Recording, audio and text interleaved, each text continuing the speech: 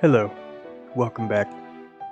I haven't really been doing much lately, like anything at all, but I have been falling in love, roaming through the worlds of DC Comics, having my heart stomped on, traveling with the Black Spirit, roaming the lands between, learning the secrets of Nexamon with my new babe, Bonnie. She really cares about me. I promise. But all this gaming is reminding me of how my adventures with relationships started. When I was a young Sparetire, Sparetire. something happened to me that changed my life in a way that I didn't understand until I got a little older. It helped me to understand how my relationships with others start, grow, and in few cases, end.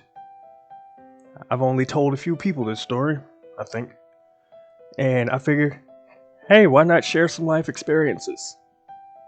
Kinda funky intro, go!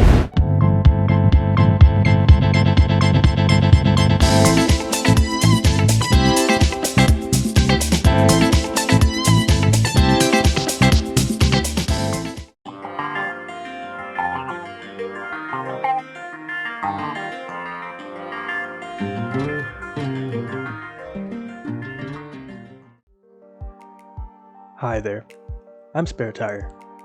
Just Sparetire. And this particular tale is something I won't ever forget. But first, this video is sponsored by Rate Me! Just me. What do you think? I'm not important, you silly person, you. You. The year 2001. Apalachicola, Florida. I was on my summer vacation. I was 13 going on 14. And because Florida is kinda on fire during the summer, I was at home. Mom was at work. All I really had to do was play video games and eat up all the food in the refrigerator. But during my second run of Disney's Tarzan on Nintendo 64, I hear a knock at the door. I hop up off of the floor, because how else would you play video games? Moving towards the door, I say, "Who is it?" I'm here to offer you a life-changing opportunity. I peek through the blinds and see a 5-foot tall white guy holding a pamphlet and a briefcase, wearing a white dress shirt, black tie, black pants. And because this was a common thing in my hometown, I opened the door. Like, why not? Before I could speak, the guy spits out, "How would you like to know everyone in the world?" Me? That would be cool, I guess. I don't want to take up too much of your time, so I'll hand you this booklet. It's only 6 pages. I guarantee that if you read this all the way through and maintain your faith and confidence, you will be able to understand and build strong relationships with anyone you meet, and those you haven't met yet. Sure, why not? As I reach for the booklet, he bends down, grabs his briefcase, and says, "Have a great day, sir." I then close the door, peek through the blinds, and this dude was nowhere to be seen. Like, just that quick. He seemed to have disappeared.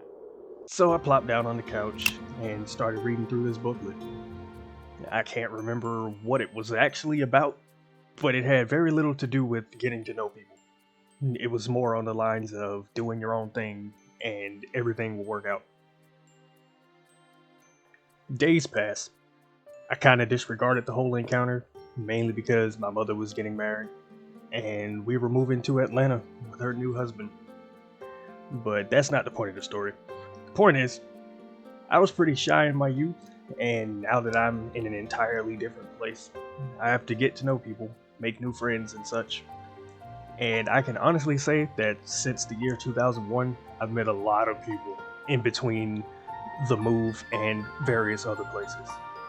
I've gone through quite a few adventures with these people, learned a lot of lessons, made a lot of mistakes, and every once in a while I think about that day. What kind of ritual did I take part in? Did it really affect me how I believe it did? Maybe it did, maybe it didn't.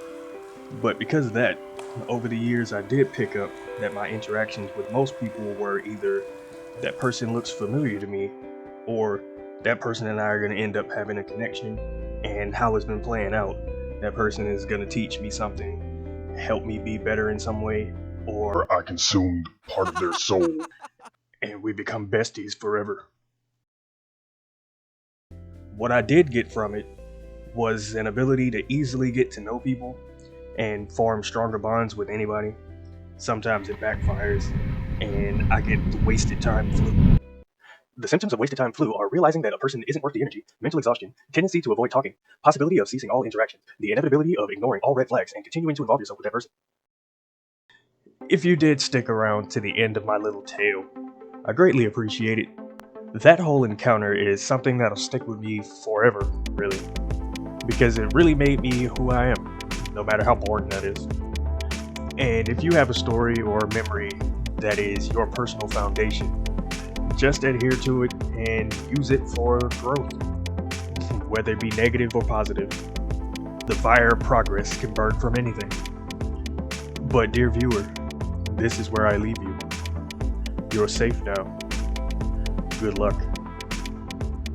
And don't forget to like and sub and all that, or whatever.